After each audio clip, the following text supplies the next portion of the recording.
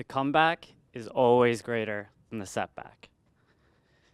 Embrace the fall because it's always followed by the rise. My story may not directly impact your stories. However, what I wanted to do is summon reflection that perhaps the obstacles that you face in your personal life can help you overcome some of the hurdles you face in other aspects of your life. My story talks about the alignment of patience, perspective, and purpose. I always like to think about where I was 5 years ago relative to where I am today.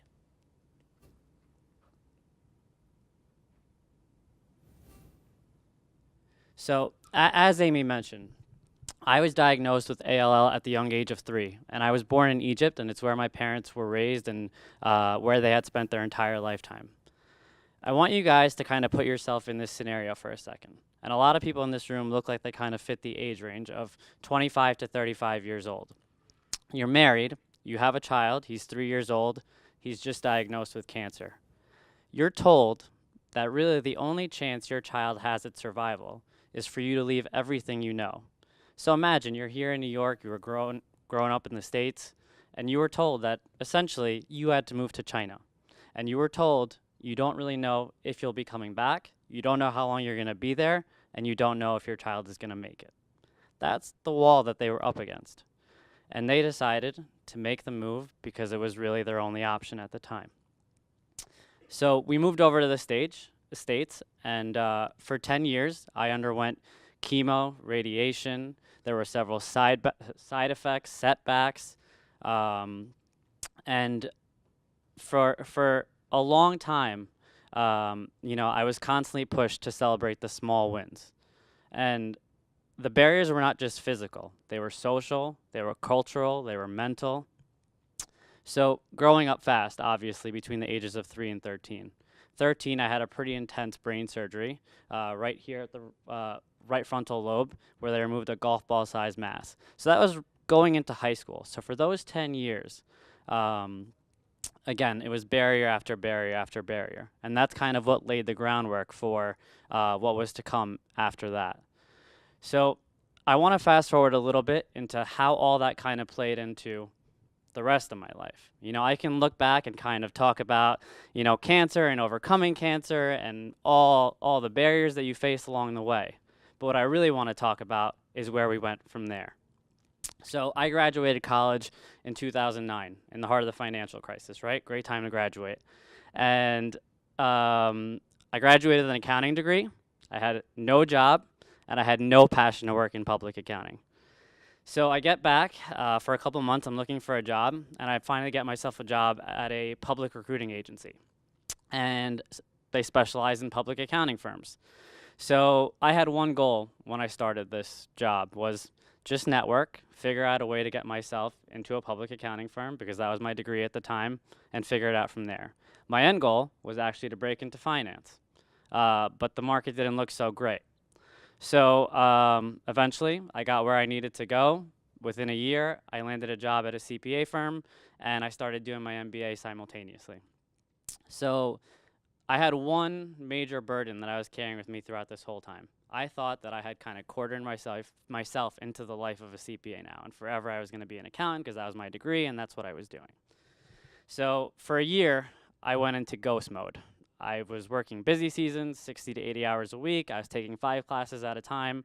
You didn't see me. You didn't know what I was doing. But I did what I had to do. Eventually, I came across somebody who worked at a premier investment bank. And they knew what I was looking to do. And they said, hey, would you want to come in for an interview? Fortunately, considering you guys are my audience right now, you perhaps will understand this. The role was for managing risk and P&L on an exotic interest rate derivatives desk. So I was working in public accounting, auditing not-for-profits and private city clubs. You guys can understand that there's very little parallel there. But I knew that I was ready for whatever this interviewer was going to throw at me. I didn't know anything about derivatives. I didn't know anything about options. I didn't know anything about the market. I just knew that I put my head down for a year, 60 to 80 hours, that getting a job in finance was going to be nowhere near as difficult as everything I overcame in my earlier life. Mentally, I was prepared. So I get into this interview, and I somehow draw the parallel. Don't ask me how I did it. I drew the parallel, and I got the job after one interview. There I was, now in the biggest investment bank in America, working on this fixed income options desk, not knowing a thing. I really thought I just fooled everybody at that point once I got in there. So I got in there, and little did I know, and again, you guys might appreciate this as well, the traders I was working with, they could have doubled as quantum physicists, and I was not anywhere near quantum physics in terms of the language that I was speaking. I didn't know the Greeks, the formulas, the equations, the forecasts, etc. But I knew I had one thing that differentiated me from a lot of those folks. A, I could present. B, I could teach. And C, I could interact. So I just had to actually learn what it was that they were talking about. And a lot of times, that just comes by being quiet and listening. So for 2-3 years, I kind of put my head down, was quiet, did what I had to do, figured it out. And I also knew that, I mean, I'll be honest, when I first got that job and I heard exotic interest rate derivatives, I was thinking, that's a pretty sweet pickup line, because I didn't know, I had no idea what that even meant. I just knew I was 24 and I was in New York and I was young, and I was like, I can't wait to tell somebody that I work in exotic interest rate derivatives. So I knew, aside from that, that I would be more than equipped for my next interview. So 3 years later, I got promoted. I was kind of tactical about when I looked for my next job, and it was for a sales role. And I was always looking to kind of move into more of a client-facing position. And I remember the interviewer asking me, because it was on the asset management side, and they were like, "So how are you going to pick up on these mutual fund products?" And I remember saying it politely and, professionally, but I was like, if I could figure out exotic interest rate derivatives, I'm pretty sure I could figure out whatever's going on over here. And somehow, however it came off, it worked, and I got the job. Long story short, 3 years before that, I was unemployed. I didn't have a job. I had an accounting degree, had no passion for accounting, but I had a goal. I knew where I wanted to go. And I always had the mantra of, it doesn't matter. I'm going to figure out a way to get there, and I'm going to break the barriers, and I'm going to get tactical about my approach to get there. I pride myself on those couple of years because it was kind of a way of showing that there is discipline behind the mantra. And for 3 years, I was very tactical, move after move after move, from the CPA firm to my fixed income options desk to the front office. And so once I got that seat, I knew that I had to kind of move forward with regards to this mantra, and I knew there were other ways to apply it. So once I got my footing professionally, I started focusing on a few other things. I was always pretty athletic, or I tried to be athletic, and I maintained a good diet, and I cared about exercising, but I was never very competitive in my post-college years, just because I was really focused on my career and buckling down on my career and making sure I had that down. So once I got this new job, I said, okay, now it's time to focus on this other aspect of my life and presenting new challenges for myself. So what I would do was I would actually take spin classes a lot, and I'd go to Swerve. I don't know if any of you guys ever heard of it. It's in Midtown and Flatiron. They have a location, and for me, there was something about being in a dark room with music blaring, and there was this one instructor where whatever she said, it was like magic. It just got into my head, and I was focused. And it was weird, but it was also pretty awesome what she did, because I would just go there because I needed it. It was therapy for me. I knew I needed to find my next challenge, and she really helped me get there. So like every other runner, I started off by setting up my first 5K, which then turned into 10K, which then turned into a marathon, a half marathon, which then turned into 12 half marathons. And then a couple of friends decided to start a tri club. And so I know I talk about breaking barriers a lot, but I'm not a swimmer, and I have no desire to break that barrier. That was nothing, I'm not trying to break every goal. I'm just trying to break some goals. So I had no desire to be a swimmer. Anyway, everybody was doing it, and I'm a millennial, and I embrace it for better or worse, so I have FOMO. So they were all doing it, so I felt like I had to do it. So I did it. I did a couple small triathlons. I was feeling okay. I made it through the swims. And then this same group of people said, hey, like we're signing up for this half Ironman. So for those of you that don't know what that entails, it's a 70-mile race. So it's 1.2 mile swim, a 56-mile bike ride, and then a 13-mile run. I had the fear of missing out on 5 months of rigorous training, of giving up a social life, of swimming 1.2 miles halfway against the current. My parents thought I was going through a crisis. My mom my mom was just, she's like, can you maybe focus a little bit more on getting a girlfriend and less so on, making it to your next open swim. But for some reason, I felt that I really had to be there and I had to do this, and I didn't really know why. And it's important to point that out because throughout those 5 months of training, people would always ask me, why are you doing this? And I would always say, I really don't know. I'm not sure. But I knew I had to. And I'd wake up early and I'd go to the pool and then I'd finish work and then I'd get another workout in, and I was like a machine and I wasn't talking to people. I was really just focused and buckled down on doing this. Anyway, so fast forward to race day in June. We get there, and I'm a little strange in the fact that I do like to run in the heat. So most people prefer to run in maybe 55, 60 degree cooler weather. I like 75 and sunny in Miami. Like that's the kind of, it was 93 degrees on race day. So we get there, and it was a blistering hot day. It's in Maryland. And so, like I said, swimming's not my strong suit. The swim goes first. So we start the swim. I get into the swim.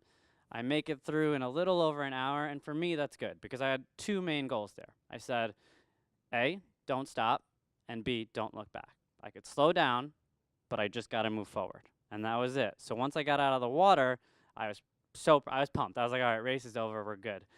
So then I transitioned into the bike. And as I mentioned earlier, I love to spin, so I'm thinking the bike for me is going to be, a breeze. And I was coming off a business trip, so I had to get a bike shipped out to the race in Maryland. And for those of you who are familiar with biking, they sent me a hybrid instead of a road bike. So essentially, it's like getting a Corolla when you ordered a BMW. So now I have 56 miles ahead of me in 93-degree weather with this dinky bike. And people are just kind of flying by me. And I was so pumped because I did so well on the swim relative to what I thought I would do. So I'm stubborn. I'm not stopping. There's 3 rest stops throughout the bike every 18 or 19 miles, and I'm not stopping. And around mile 40, I look down, and I look at my skin, and it's all salt. I am dehydrated to the T at this point because I didn't stop, and I was stubborn, and I was pushing myself. And I remember thinking to myself, because I had my compression shorts on with my phone in there, I was thinking to myself, you know what, Bishoy, your mom's at the finish line. I was like, is this really worth it? Like, just give her a ring and call it a day. So like, I got to the point where I was so uncomfortable with the position that I was literally about to call my mom, a 30-year-old man about to call his mom and say, I don't want to do this anymore. And then I thought to myself, along the way, everybody's asking me, why am I doing this? And then finally, I'm asking myself, why am I doing this? And I really didn't have the answer still. Anyway, I wasn't going to call my mom because there's no way I was going to give her that upper hand for the rest of my life. So I didn't call my mom. I powered through. I made it to the next rest stop, and I drank all the Gatorade. There was Gatorade coming out of my pores. I was like the Gatorade commercial from back in the day. So I powered through, and then I make it to the run. I still have to run 13 miles, by the way. So then I make it to the transition, and I'm mentally defeated. I'm probably at the lowest point I've ever been mentally at that point. And I have to break it down. I have to break it down into running 1 mile 13 times because that is literally the only way that I was going to finish this race. And that's exactly what I did. I broke it down in my head, and I said to myself, Bishoy, just run 1 mile 13 times over and over and over. And I did that. I crossed the finish line. And the feeling or the exuberance of crossing that finish line was like not many things that I felt before. But it was after crossing that finish line that I kind of came to a realization that I can literally do anything that I set my mind to. Because when I was young and I had cancer, I was a child. And I was supported by parents who left everything they knew, and they carried me through the process, and they were encouraging, and they knew what was going on when I didn't know what was going on. But throughout this race and at mile 40, when I was at my lowest point, it was me that carried myself. And so I realized at that point that there's a much bigger story here and that I have a responsibility to carry now. And so how am I going to use this to now help other people?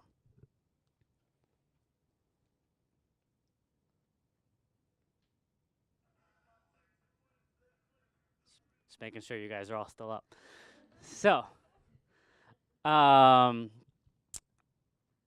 the campaign around the New York City Marathon, it was a journey that I didn't see coming. If you had told me 6 or 7 months ago that I would be up here right now giving this presentation, I would tell you you were crazy.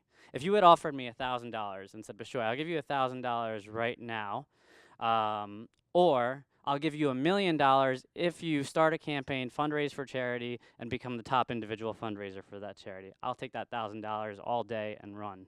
If you gave me that offer 6 months ago, that's how crazy this is. But there's a reason why I'm here. The reason I'm here is because, to quote Biggie, my team is supreme. So, as you can see in the picture over here, this is Brianne and Ashton Eaton. So Ashton is an Olympic gold medalist. Brianne is an Olympic bronze medalist. They were the faces for team and training throughout the marathon. And so I got to spend a significant amount of time with them. Now, the marathon was on a Sunday. That Thursday, we were out, and I was speaking to Ashton because I was asked to give a little speech at the National Blood Cancer Conference. That was the clip that you guys heard at the very beginning. And as much motivation and inspiration that I got throughout the entire campaign, I still needed a little bit more to gather my thoughts.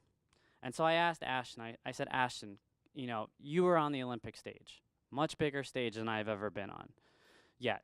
And so I said, Ashton, can you give me a little bit of insight into what you were thinking once you made it onto that stage and how you kind of battled that and what you were, what went through your mind?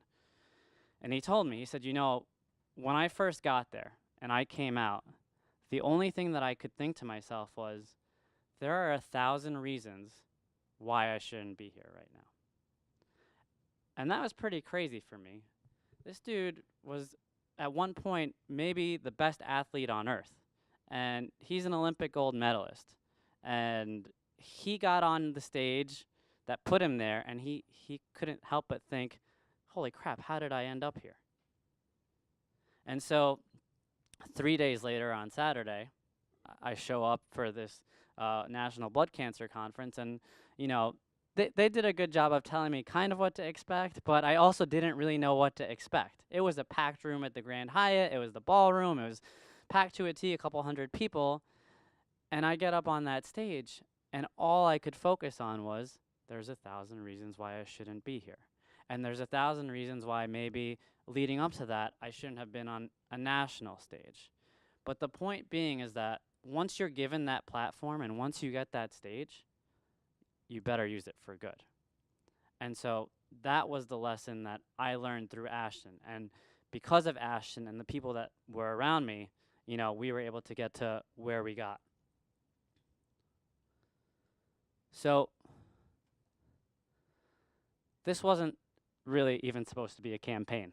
And that's the cool thing about this so I finished the race in Maryland, the Eagle Man. And, like I said, I felt committed and I needed to do something and I needed to take things to the next step. So I decided to run the New York City Marathon. And I signed up with Team and Training because I needed a platform to get me to the New York City Marathon. And I don't know if you guys are very familiar with the process. You can either get in through the lottery or you can do it through a charity, but you have to raise a minimum. So the minimum was what I intended to do. And I was actually going to just pay it out of pocket. It was going to be a little steep, but I said, you know what? This is a bucket list item, Bishoy. Run the New York City Marathon. You're helping out charity. It's for a good cause. Do it. Right around my 30th birthday, and I was going through some silly, crisis around turning 30 and trying to save the world. And so I decided to put together a little story. And I write it, and I made my goal $5,000. And I didn't share it with anybody, and I just kind of sat on it. And I was working with a mentor at work who, for the most part, was really only helping me professionally. But I really liked what he was saying. And I figured, you know what, I'm going to kind of open the door here and see if maybe he can give me some advice outside of work and see what he says. And he's, he's an MD and he's a big sales guy and he's got a really positive attitude and he's really successful. It can't hurt to do it. So I put together my story, like I said, and I showed it to him. And I asked him what he thought. And he looked at it. He laughed. He said, "You should make your goal $100,000. Here's $1,000. Get going." And that was a game changer. It's not hard to get me fired up, but he really lit a fire under me when he did that. And so I can't undermine the power of mentorship throughout this whole process and how important that was for me. And there's a lot of people out there who care to be mentors. When I was in my younger 20s and I felt a kind of sense of I need to help somebody or I need to be doing something outside of my career to kind of, keep things interesting and help the world, I signed up to be a mentor. But, I wasn't that experienced in life, and I was kind of doing it more for selfish reasons and kind of trying to get satisfaction out of it personally. But what differentiates a real mentor from a lot of other mentors is that ability to make somebody better than they think they could be. And that's exactly what he did for me. He made me aim higher than I ever thought I could aim. So in the background of everything that went on was this guy who I would text every time I hit a milestone, who I would text every time I'd get an email saying, "Hey, do you want to ring the closing bell at NASDAQ?" Or, "Hey, do you want to give this speech here?" Or, "Hey, you'll be the face of the New York Marathon." And I was like 3 months ago, I wasn't even going to post this thing. And here we are, and it's one thing after the other. So first takeaway is look for that mentor for life. The reason I use the mentor for life caption is because I work in sales now, and we recently had our sales conference, and one of the things that they kind of pushed on us was try to get that client for life. So I kind of stole that from them because I thought to myself, it is essentially the same concept. You want a mentor who you can go to, who could serve as your GPS anytime you think you may have taken a wrong turn. And that's exactly what I picked up. The second thing that I learned. So this is really cool. So like I said, the race is on a Sunday. The expo is where you pick up your gear for the race, your number, and they have all the different vendors over there. So I go on Thursday during my lunch hour, and I pick up my my bib. And I remember thinking to myself, and I was on a high horse at this point, but I remember thinking to myself, you know what, Bishoy, you have a pretty cool story. Why don't you flip the script, right? Why don't you make your story a part of all these vendors' story? So what I did was I went around vendor to vendor. I'd pull out the picture from NASDAQ. I'd give them a background and say, "Hey, I'm one of the faces of the marathon. Would you want to sponsor my campaign?" And I got rejected over and over and over again. And then I came to the Timex booth. And I went over there and I told my story, and I told Timex is the official sponsor of Ironman, by the way. And I told him my story, told him I ran the Ironman, and he goes, "Hey, take one of these watches, post it online, and keep us looped in." So I posted it, and I immediately got several sizable donations. Once I shared, "Hey, Timex just supported us," et cetera, et cetera. And I texted him right away, and he goes, "All right, come back to my booth tonight." And he gave me more stuff. So I kind of was amped up at that point. And then I looked down at my watch and realized, holy crap, I took a really long lunch hour. So I went back to work. But I did no work that afternoon. So I remember just thinking, oh my God, I got to get back to the expo. So I get back to the expo, and I continue the rounds, and I go back to see Timex, and they give me more stuff. And then there was one last booth, and it was Bedgear's booth. So Bedgear sells sleep systems. And to be quite honest, I had no idea what a sleep system was. And I kind of walk in there, and there's this girl, and she looks really friendly, but they're everyone's busy. It's like a madhouse in there. And someone's working with a reporter on the side. So I remember thinking to myself, I don't know if they're going to get behind me. They're really busy, and I'm a little embarrassed because I don't really know what a sleep system is. So anyway, I give her my story. I pitch her, and she's like, she's like, yeah, no, just hold tight. Like, we'll definitely help you. So I'm sitting on this bed for like 10 minutes, but super comfortable, I should add. And I'll explain the recovery sleep systems after. And this gentleman walks over to me. This was the gentleman who was getting interviewed. And he's like, I heard about your story. And I was like, yeah. And he's like, well, I just want you to know we're going to be donating, a full service sleep system valued at $3,000 for you and your campaign. And I was like, all right, I'm back in my mind. I'm a little embarrassed. I still don't know what a sleep system entails, but I'm like, that's unbelievable. And he goes, oh, and by the way, my name is so and so. I'm the CEO of Bedgear. I was taken aback at that point.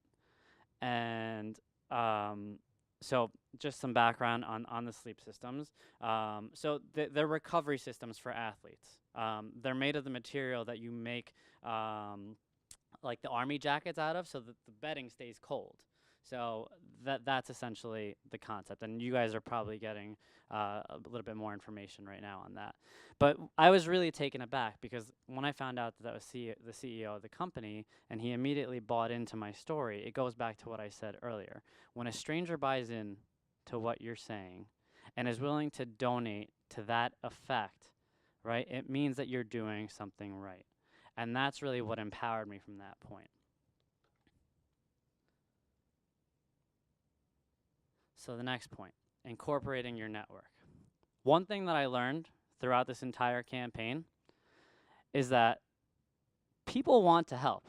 People want to do good things, right? Your community and the people that you know around you, a lot of them want to do good things. People with resources want to do good things.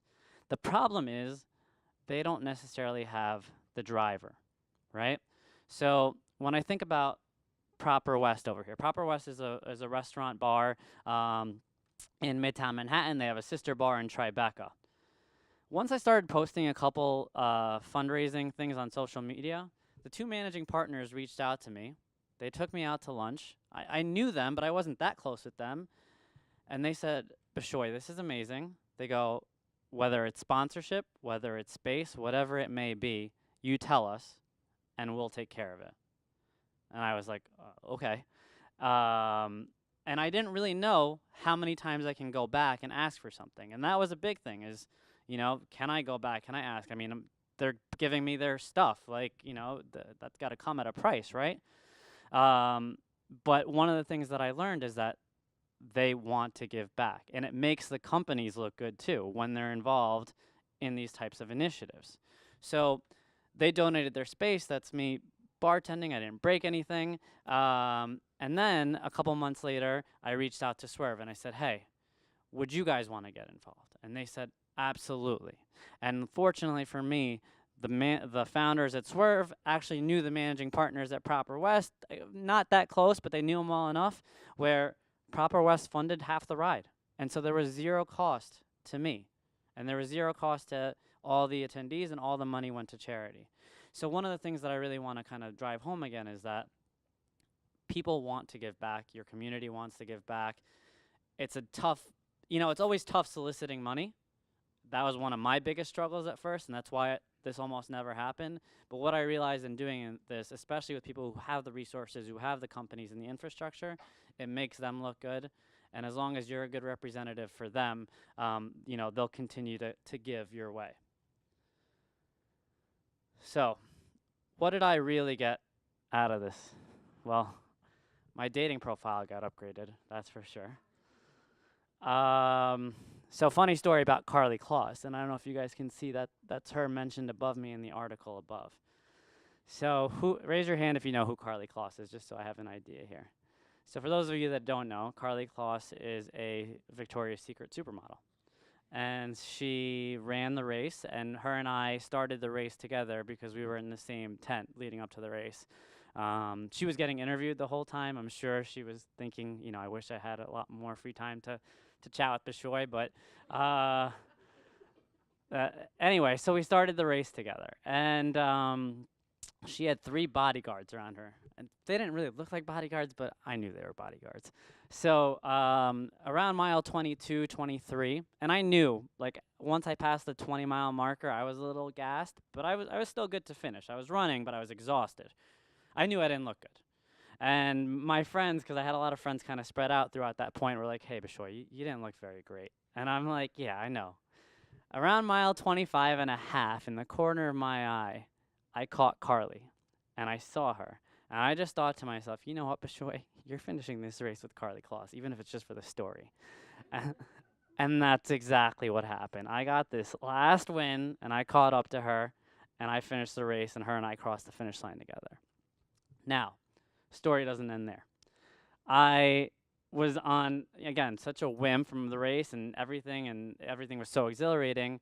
I thought to myself, you know what? It would be really cool if you can get Carly Kloss to help you finish out this fundraising. So I go home that night and I shoot an email out to I was like pseudo working in communications doing all this too, reaching out to people, not caring and just shooting out emails. And I was like, hey, can you guys get me in touch with Carly Kloss's people? So I got I got an email back saying, hey, this is Carly Kloss's rep. And I was like, oh my God, I can't believe I got this information that quick. So I shoot her an email and I'm like, hey, this is the story. Me and her finished the race together, etc. Do you think she can help me finish, my fundraising? Unfortunately, Victoria's Secret wasn't willing to move their fashion show in Shanghai, and she was flying out the next day. So not the best ending there on the Carly story, but I'm sure I'll get in touch with her again one day. The main takeaway here, though, is now that you have your platform, right? And this is what I said earlier. Make sure you use it for good. I mean, this was a real... I remember taping for that video all the way on the left over there. I didn't know what they were going to use it for, to be honest. I didn't know what was going to go into it. But once I saw that, I realized more and more the responsibility that comes with having a platform. And that was something that, sticks with me. So people ask me, right, what was the strongest moment of that entire campaign? And what do I take away from the campaign in particular? The fundraising was great. It was cool. It was an accomplishment. I'm proud of it. But there's more to it than just the fundraising. The strongest moment of the campaign hit me on December 1st when I received this email. I received this email from someone who I don't really work with, someone who I've maybe spoken to only twice in my entire life. They reached out to me, and they essentially told me that as a result of my campaign, they paid it forward to somebody who was now diagnosed with leukemia, a child that was now diagnosed. And that, for me, was the strongest takeaway from this entire campaign. The fundraising, again, is important, and it's great, and it's something that everybody, should consider undertaking. If they don't think it's for them, you don't realize that you can be a lot more... you can benefit a lot more. You can fundraise a lot more than you think you can. But more importantly, you can get other people to pay it forward. And that, for me, really hit home. So again, important to kind of realize. Now, I know I mentioned earlier, the whole millennial thing and et cetera. Millennials are they take a lot of heat for kind of looking out for themselves. But again, we all have, regardless of age, regardless of generation, the ability to impact others, and that's one of the key takeaways for people here. After all those years of treatment and surgery, with tubes coming out of places they shouldn't be for a child, I had more ammo to take on the world than the majority of my peers. I was persuasive because I had grown up quick and I had learned the importance of patience. Understanding you may not see the results you want right away, but if you persist, you'll get to your destination. It was this perspective that carried me where I wanted to make friends in high school. And I wasn't just looking to make buddies. I was looking to stand out and be the name that everybody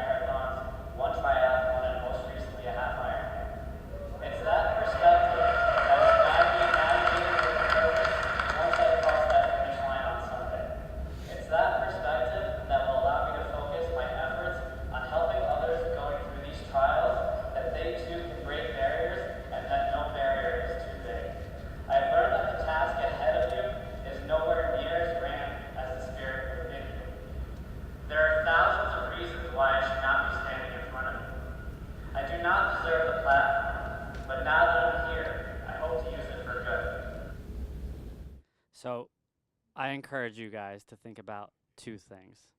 Think about your team and think about whether they are the people around you that are going to empower you. And then think about how you can use your team to pull out your passion and use it to inspire others. I remind you all, look at where I was 6, 7 months ago. This was not the plan, right? But if you dig deep and you think about your passion, you think about how to use it to help other people, the ride is unpredictable and it's a lot of fun, and it could be you up here somewhere else at some point. So thank you very much for having me here today. Just a quick thank you to everybody who helped me with this campaign. So you guys saw some handouts and some reps that are here, but again, thank you, and thank you for your time. I appreciate it.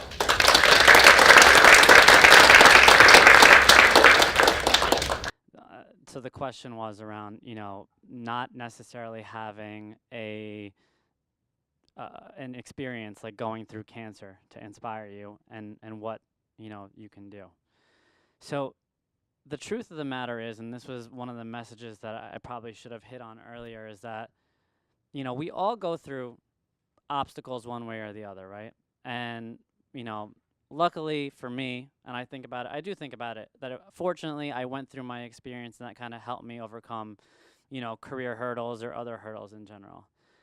I think it's fair to say that not everybody has a smooth path, and perhaps you underwent hurdles in your career or in making a sports team when you were younger, or whatever it may be in your life. So I don't think it needs to be a grand experience necessarily to kind of give you an example.